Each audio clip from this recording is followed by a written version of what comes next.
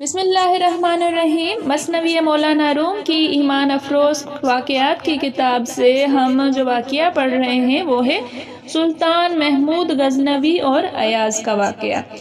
ایک روز صبح کے وقت سلطان محمود نے اراکین سلطنت کی عقل و فہم کا امتحان کرنے کے لیے خزانہ شاہی سے ایک موتی نکالا اور سب سے پہلے وزیر کے ہاتھ میں دے کر اس سے دریافت کیا کہ یہ موتی کتنے دام میں فروخت ہوگا۔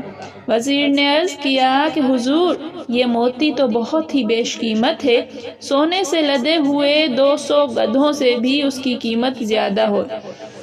سلطان نے کہا کہ اچھا، تو میرے حکم سے اس بیش بہا موتی کو ریزہ ریزہ کر دو۔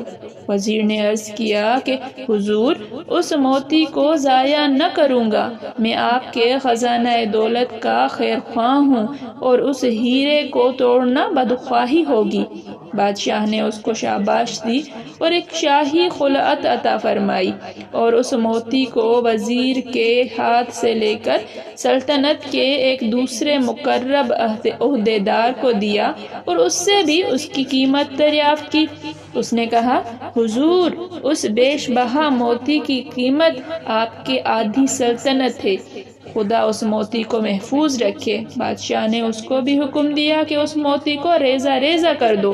اس نے عرض کیا، حضور، ایسے قیمتی موتی کو توڑنے کے لیے میرا ہاتھ حرکت نہیں کر سکتا، اس موتی کو توڑنا خزانہ سلطنت سے دشمنی کے مترادف ہوگا۔ سلطان محمود نے اس کو بھی شاہی خلعت عطا فرمائی اور دیر تک اس کی تعریف کرتا رہا۔ غرض، بادشاہ نے 65 اراکین سلطنت کو باری باری طلب کر کے یہی معاملہ فرمایا اور ہر ایک نے وزیر کی تقلید کی اور شاہی خلعت حاصل کرنے کے ساتھ ساتھ سلطان سے تعریفی کلمات بھی حاصل کیے۔ بادشاہ جب سب کا امتحان کر چکا اور انعامات دے چکا تو آخر میں ایاز کو طلب کیا اور موتی کو اس کے ہاتھ پر رکھ کر کہا کہ اے ایاز، ہر ایک نے اس موتی کو دیکھا، تو بھی اس کی شعاعوں اور چمک کو دیکھ لے اور غور کر کے بتا کہ اس کی کیا قیمت ہوگی۔ ایاز نے عرض کیا کہ حضور، جس قدر قیمت اس موتی کی عرض کروں گا، یہ موتی اس سے بھی کہیں زیادہ گراں اور بیش قیمت ہوگا۔ بادشاہ نے حکم دیا کہ اچھا، تو فوراً اس ہیرے کو توڑ دے اور بالکل ریزہ ریزہ کر دے۔ ایاز سلطان کا مزاج شناس تھا اور سمجھ رہا تھا کہ بادشاہ اس وقت امتحان کر رہا ہے۔ سلطان کا حکم سنتے ہی نے گوہر بیش بہا کو چکنا چور کر دیا اور خلعت اور انعامات کی ذرہ بھی طمع نہ کی۔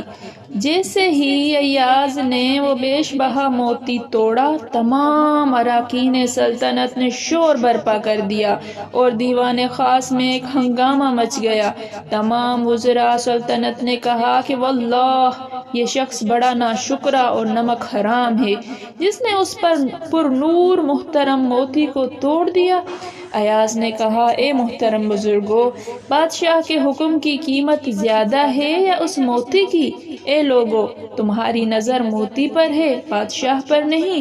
میں تو اپنی نظر کو بادشاہ سے نہ ہٹاؤں گا اور موتی کی طرف رخ نہ کروں گا، کیونکہ بادشاہ سے نظر ہٹا کر موتی کی طرف متوجہ ہونا بادشاہ کی محبت و اطاعت میں شرک ہے۔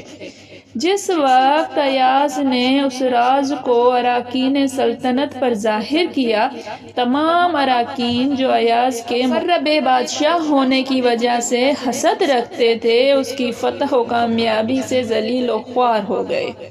مذکورہ بالا واقعے سے حاصل ہونے والا سبق۔ اس واقعے سے معلوم ہوا کہ اگر اللہ تعالیٰ اور اس کے رسول صلی اللہ علیہ وسلم کی سچی محبت ہمارے دل میں پیدا ہو جائے تو موتی کی طرح ساری دنیا کو توڑ کر اللہ تعالیٰ اور اس کے رسول صلی اللہ علیہ وسلم کے کسی حکم کو بچانا آسان ہو جائے گا۔ یہی وہ محبت ہے جس کی برکت سے دنیا کی پرکشش مراعات اور رونقوں کو شریعت کے احکام کے مقابلے میں خیر آباد کر دینا آسان ہو جاتا ہے۔